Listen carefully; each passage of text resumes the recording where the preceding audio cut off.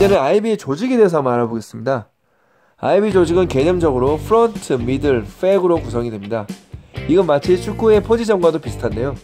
공격수가 포워드 포지션인 것처럼 고객과 직접 맞닿는 곳에 있는 것이 바로 이 프론트입니다.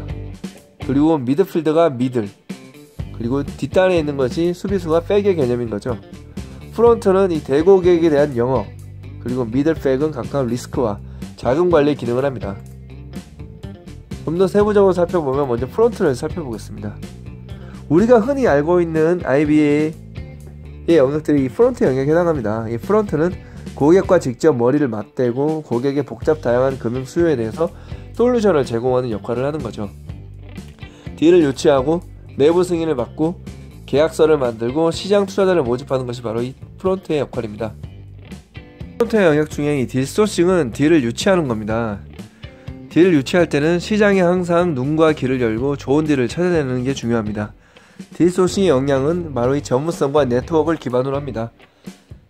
전문성은 그리고 높은 수준의 금융 지식과 다양한 경험에서 나오죠. 고객의 고민을 해결할 수 있는 해결사의 능력과 폭넓고 깊은 네트워크 관계가 딜 유치의 원동력이 되는 겁니다. 다음으로 이 내부적인 크레딧 어프로블이 굉장히 중요한데요.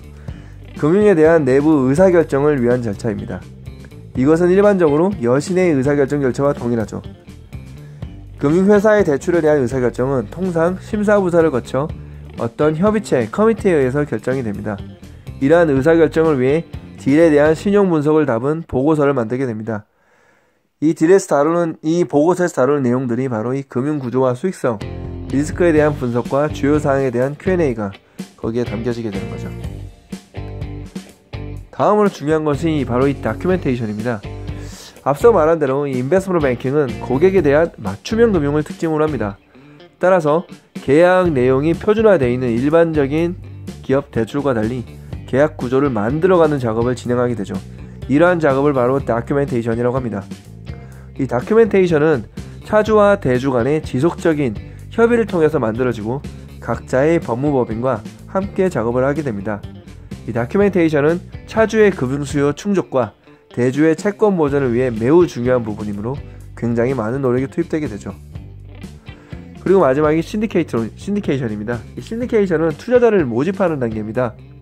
투자자는 시장의 금융회사들로 이루어지고 은행, 증권, 보험, 캐피털, 자산운용사, 연기금 등 굉장히 다양하게 구성되어 있고 각각의 차별적인 리스크 성향과 선호도, 특징을 가지고 있습니다. 투자자를 모집한다는 것은 딜에 대해서 가장 잘 이해하고 있는 금융주선회사가 딜에 대해서 알려주고 궁금한 부분에 대해 끊임없이 소통하는 과정을 이루어지게 됩니다. 큰 규모의 금융회사들 같은 경우는 이 신디케이션을 전담하는 조직이 이 프론트와 별도로 갖춰지는 경우도 있습니다. 자, 앞에서 미들을 말씀드렸는데요. 이 미들이 왜 필요할까? 미들의 주요 영역은 대리금융회사, 영어로 이 에이전트 업무와 관련이 되어 있습니다. 자, 앞서 말한 대로 이 신디케이터로는 공동대출입니다.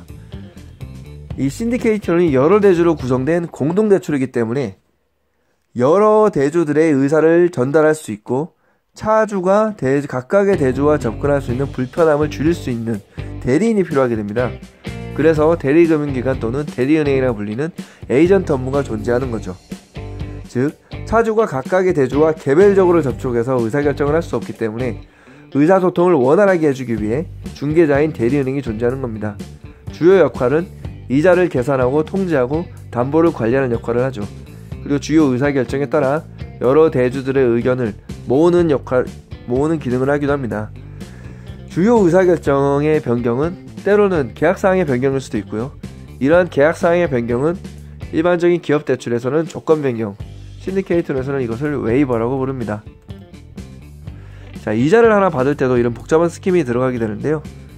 대리은행이 먼저 그 이자를 차주에게 알려주면 차주가 그 이자를 대출로 납부할 수 있게 RCF 인출 요청을 하게 되고 그 대리은행은 그 인출을 RCF로 인출한 차주들에게 전달하고 그리고 차주로부터 이자를 받으면 그것을 각 차주 앞에 이체를 하는 역할을 하게 됩니다.